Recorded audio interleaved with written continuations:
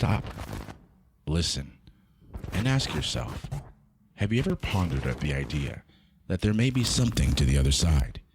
If so, and you're hearing my voice for the first time, then you may have just fallen into the void. This is Jennifer Brody, aka Vera Strange, author of the Disney Chills book series, and I'm falling with G-Man into the void. Well, hey there, hello there, bats and ghouls, welcome back. Yes, we are indeed back. For those of you who are just falling with us, this is Into the Void, the podcast that talks about anything and everything paranormal. I am once again your ghost host with the most, G-Man, and I am here to bring you another season of spooky, creepy, and out-of-this-world transparent fun. But before I forget, a huge thank you to our guest author and screenwriter Jennifer Brody, aka Vera Strange, for joining us in studio for our Halloween special. If you haven't already listened to the special, go back to Season 2, Episode 15, and treat your ears as Jennifer recounts the time she spent working on such films as The Texas Chainsaw Massacre and that cult classic favorite, Donnie Darko. Also, be sure to check out her new book series, Disney Chills. It's Season 3, Bats and Ghouls from Ireland, Australia, Russia, Brazil, Canada, the United Kingdom, and many more countries. You are the reason why we have come back for another season. And can I just acknowledge how proud I am that even though this pandemic hit hard, we are still able to get episodes out. And we have so much more to come. We expect this season to be jam-packed with exciting spooks and haunting guests for your auditory enjoyment. We will be bringing you more informative episodes with special and returning guests. You know, in the 2 seasons I've done this podcast, I've learned that people come and go. And this season, you know, there's a certain member of the show that will not be here anymore. Now, you know him as the man who had a nickname in all our episodes. Yes, I am indeed talking about Renee, the in-studio sound man. Yes, Renee will be putting full focus into his podcast, Keeping Up with the Nerds Variety Hour. But don't worry, he will still be here to help us set up shop and make sure that we sound just as good. But don't let that get you down, Bats and Ghouls, because as I stated, we expected this season to be jam-packed, and we have quite the season lineup for you. And before I get started, I'd like to do what gives me a sense of joy, and that is to give a big shout-out to Fake Jason Paranormal on YouTube. Join Anthony, a regular 9-to-5 working man during the day, but in his off time, Anthony travels to different locations to try and capture evidence of the paranormal. Watch as he attempts to communicate with spirits from the past, be it with himself or teaming up with other paranormal enthusiasts. That's Fake Jason Paranormal on YouTube. Now I believe it's time I bring out my amazing co-host for this season. Deep within the mountain range of Transylvania, where the sunlight ends and the winds of death fill the air, there is a man like no other man. He is the kind of man who makes Bigfoot believe in himself when others don't. The kind of man who brings the underworld to life.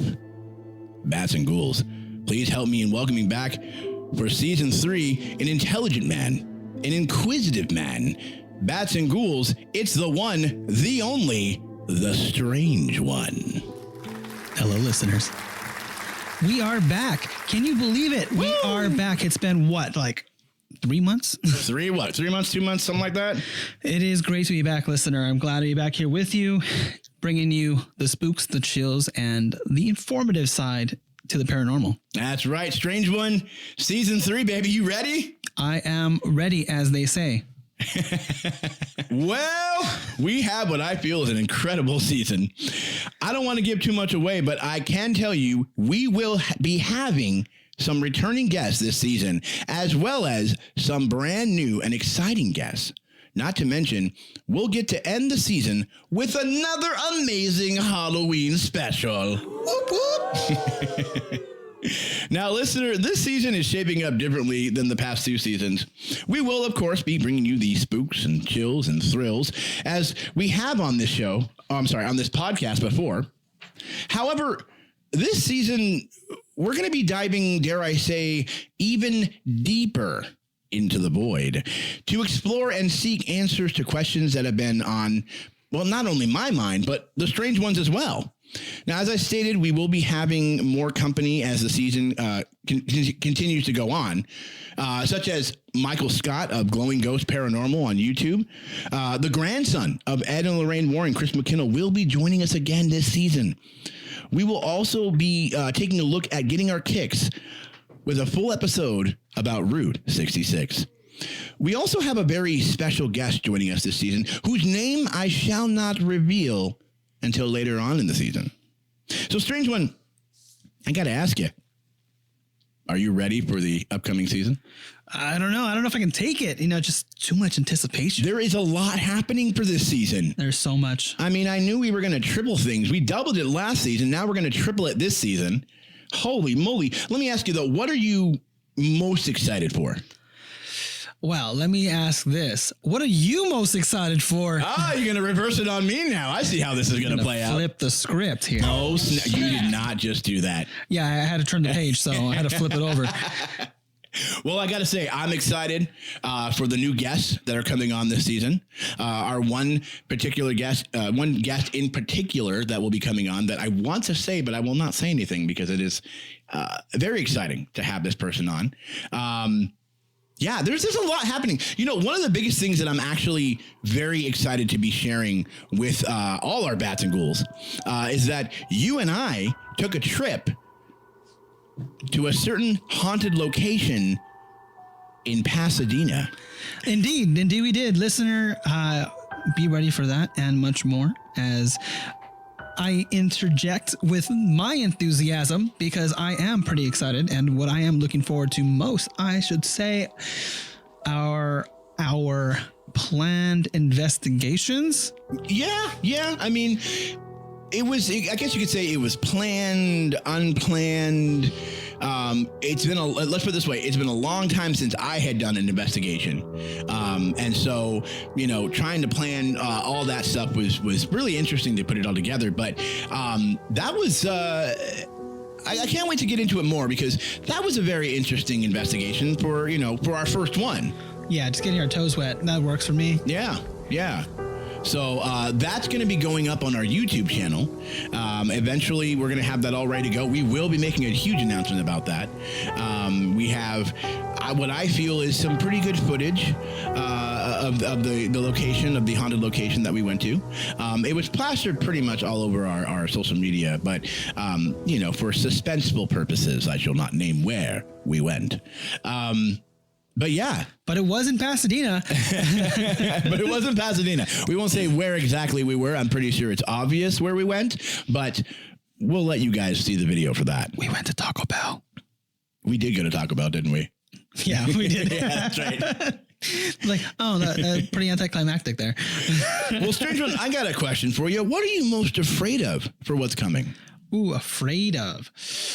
Well, like any investigator going to a haunted location, I would be most fearful of those hitchhiking ghosts. Yes, the hitchhiking ghost.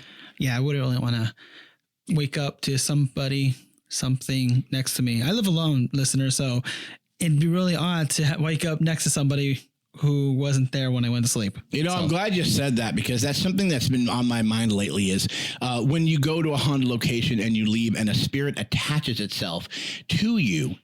That's really interesting. And I think that's something that I'm going to want to dive into a lot for this season. Well, not a lot, but something I really want to dive into is understanding why a spirit decides to attach itself to you when you leave that location. What is it about you that is making that spirit go, I need to stay with that person and see what, is going on with them or their life? A little spiritual psychology, huh? Yeah.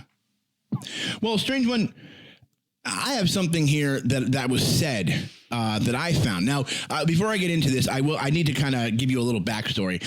Once again, I am doing research online.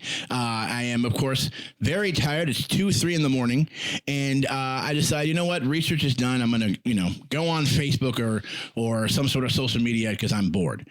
Well, the first thing that pops up was a statement or a quote by someone. I'm going to not say their name just for legal purposes, but I want you, strange one, to really think about this and give me your answer. Someone said something that was really interesting, and it happened a while back.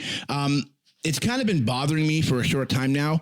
While browsing on social media, I came across a statement, like I said, from a person or a paranormal investigator, actually, a former paranormal investigator. This person argues that exploiting the dead is wrong. I say again, exploiting the dead is wrong. Strange one, what do you think? And do you agree with this? That's such an intricate response, or rather question. Well, if we want to dissect it a little bit, exploitation typically refers to anything living, or rather people don't typically try to make money off of the lives of these people, rather the existence of their being beyond the grave. And I think that's where the line is drawn, because we can talk about exploiting people here in the living, and that of course is wrong. But where's the line when it comes to the dead? If you want to really think about, human rights, does that really count if they're no longer a corporeal being? Right. It's the same thing as people who want to sell crucifix or Buddhas. It's like, are you exploiting these people, these other, deities? No, you're spreading essentially the word of God. It's just really, it's a really difficult question to answer without having to get really involved into every aspect and start analyzing other facets of our society where people do exploit these types of ideologies. Interesting. Personally, I feel, or I find this statement to be irrelevant. Paranormal exposure is something that has been around for a very long time. I'll be honest, I've never once heard a spirit complain on an EVP about being on camera or having its voice recorded. From the days of Ed and Lorraine Warren to even further back, with Mary Todd Lincoln, when she would perform a seance to attempt to make contact with her husband after his tragic after his tragic murder. I don't see it as exposure of the supernatural, but evidence of its belief through the ages. Well, Bats and Ghouls, what do you think?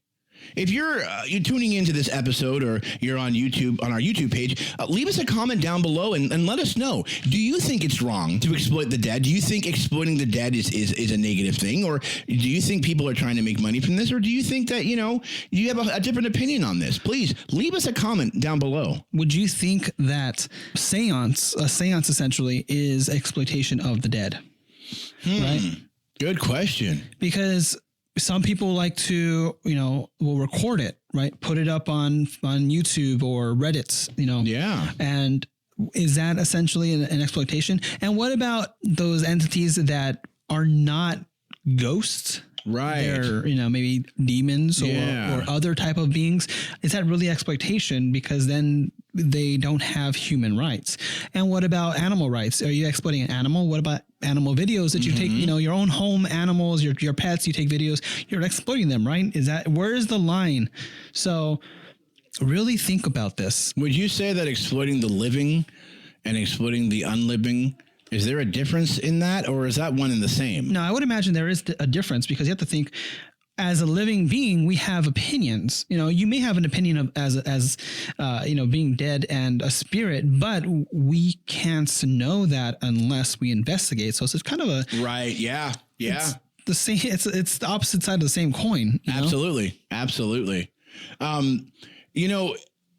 I don't feel like it's exploiting the dead, because, there are so many, and this for a fact, Strange One, there are so many paranormal investigators out there, YouTube channels, Twitch accounts and TikToks of people capturing the paranormal, and by accident, not on purpose, and then putting it up and posting it. And I don't feel like you're exploiting the dead that way, because that, first of all, it's an amazing find to even get like a door swinging open or a sound that you've never heard before, or, you know, a cup slides across the table. Or a remote shifting. I will get to that in 2 shakes of a lamb's tail. So I don't think it's exploiting at all. I love the fact that when it happens, it makes everybody curious. In the words of Alice, curiouser and curiouser. So I don't know. I just don't think it's exploiting the dead. As far as making money off of it, you know, I'm not one to say, hey, let's go film and try to find a ghost and make money off of it. We can sell it for a dime. Right? I mean, I just don't think that's an appropriate way to go about it. I think for some people, they get lucky, you know, and then they put a video up, and then next thing you know, so-and-so wants to give you money to go get more videos of more, you know, paranormal stuff or whatnot. You know, but as far as trying to make money off of it, no, I just don't think that's even a good thing at all. But at the same time, people do get lucky, you know? So I know we have a lot that we're going to talk about. And the great part is that this is just the first episode of the new 3rd season of this show. But there is something that I wanted to talk about with you, Strange One. Something of the paranormal nature. Well, what else would there be on a paranormal podcast? So, Strange One, season 2, you and I talked about a strange noise that was happening in your home. This marble-like noise that kept happening. Yes. Now, I haven't talked with you in a good minute about this. Is that still occurring at your house? I actually don't hear that little marble noise as much in the last couple of months. However, I have noticed slight knockings from the corners of my living room to the dining room to the kitchen, just little, you know. Really? And yes, I've tried to debunk it with thinking maybe there's a mouse in the wall. Maybe there's nope. And there's not. Oh boy. And I thought maybe it's the wind, but why would the wind affect the dining room wall, which is against another wall? Like, you know, it's the middle of the complex. It's not necessarily against the outer walls. Right. And I always, of course, listen to any neighbor sounds where you can hear, you know, coming from other locations, but I'm fairly certain these are not coming from the neighbors. Interesting. Because I can definitely hear the difference between my neighbor upstairs stepping hard on the floor. Right. Yeah. Versus a knock that sounds interior. Right. In fact, there was one time, I think I told you over the phone, I heard somebody knocking on the door, and I went over to go look. I thought maybe it's my neighbor. So I was kind of being nosy. However, when I went to the door, and it was literally just within like the same 5 seconds the knock had taken place, because I was walking to sit down, and instead of sitting down, I walked to the front door and I looked to see who it was. Nobody was there. Creepy. Yeah. So, I mean, that is something I had noticed. Of course, sometimes I'll see things in the corner of my eye, but I kind of just blow it off thinking, oh, I might have just saw the glasses again, or maybe I turned fast, and I try to recreate what it is or what it was that I've seen, but can rarely ever figure out what it was. Interesting. So besides that, you know, I wanted to ask you, because I know for a fact that we talked about all the noises and stuff, and it sounds like things are increasing at your place. And you and I had just talked about this today, actually, before we got to the studio. Yes. Why don't you go ahead and share with our bats and ghouls what has been happening? And if you'll allow me, David, can we get some mood music, please? Thank you, David. So, not so much different than what I've already stated. You know, sometimes I hear knocking, you know, different parts of the apartment. And I noticed just last night, I'm actually watching Spider-Man Into the Verse, the story about Miles Morales Spider-Man. And as I'm watching it, I'm laying there on my couch, and the remote control sitting on the coffee table just rocks left to right. And if I have a Samsung TV, so if any of you listeners have a Samsung, you might recognize the remote, kind of a half moon shape, flat on one side, 4 little pegs at the very bottom that keep it from rolling over. and it was sitting the way a remote should sit, but it just topped over and rocked back. And Now, when you say rock back, would you say was it intense, or was it like a minor, small little rocking back and forth? It was like if you tapped the remote and it just flipped and the weight fell back to itself. So it's like you tapped it, but there was no one there to tap it. You saw it move. Nobody touched it. Yes. So it really does sound like things are starting to increase at your place. Yeah, but it's not ominous. It's not malevolent. It's just a presence. I don't feel threatened. Although I was a little creeped out when that happened. Oh, because I wasn't expecting it. I've heard knocking, and I'm very suspicious about the knocking. Like, maybe it's the wind, and I give myself cause for doubt. Right. But this time, I had my phone in my hand. Okay. And I was looking, I forget, I think I was reading a text, and that's when I noticed the remote twitch, and it was just at the edge of the coffee table. Nothing else there. I'm by myself again, and it just rocks over like someone tried to pick it up, or someone bumped it, and it knocked itself over and resettled itself. Interesting. Really interesting. I'm wondering if there's something that you don't know that happened there, or if do you own any antiques that are cursed or haunted? I mean, it's just interesting. And like you said, it's not ominous. But at the same time, I'm kind of wondering, do you think maybe there is a spirit there and it's trying to get your attention? I was thinking that. I still get mail from the previous residents. I know that the person who lived there just before me, she was a young girl, younger than me, and she moved out because she had a baby and needed more space. So I don't believe that's her spirit. Okay, yeah. However, I do get mail from the Veterans Association, I guess, and it's for a man named Randall. And based on some of I do send it back, but some of the letters that come through, it seems like he might be a little elderly. I mean, it implies that he was in Vietnam. So I don't know if maybe he passed and he decided to come back to where he once lived. I don't know, but that's the only thing I could think of. Interesting. Well, it sounds like whatever's happening in your place just is trying to get your attention, or is just passing through maybe. And I'm ignoring it, listeners. Okay. And I'm being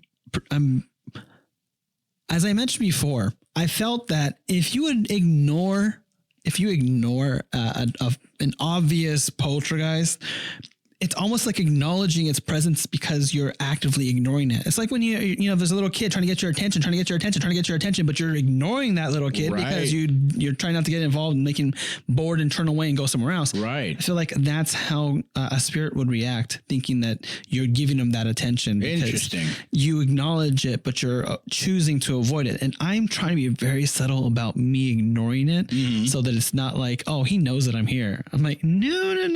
It's like, I'm giving doubt everywhere I turn, so that at least it seems like I'm not acknowledging a presence and asking it to stay longer and present itself to me and start moving my furniture around.